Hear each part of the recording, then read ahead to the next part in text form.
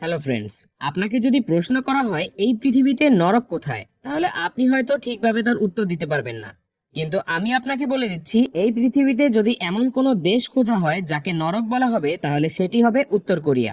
আপনি আপনার জীবনে নর্থ কোরিয়া এবং সেখানকার বর্তমান পাগল প্রধানমন্ত্রী কিং জং উং এর সম্পর্কে কখনো না কখনো তো শুনেই থাকবেন।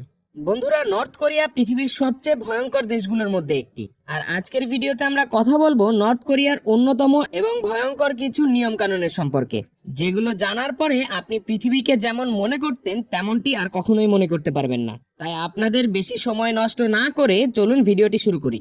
উত্তর কোরিয়ার টেলিভিশনে শুধুমাত্র 3টি চ্যানেল দেখানো হয়। উত্তর কোরিয়াতে থাকা মানুষ বাইরের দেশগুলোতে থাকা মানুষদের সম্পর্কে কিছুই জানতে পারবে না, কারণ এই দেশের টিভিতে শুধুমাত্র 3টি চ্যানেল দেখা হয়। আর সেই 3টি টিভি চ্যানেলেও শুধুমাত্র কিং জং উং এবং তার পরিবারের গুণগান করানো হয়, এবং টিভিতে শুধুমাত্র সেই সব জিনিসই দেখানো হবে যেগুলো সেই দেশের সরকার দেখাতে চায়।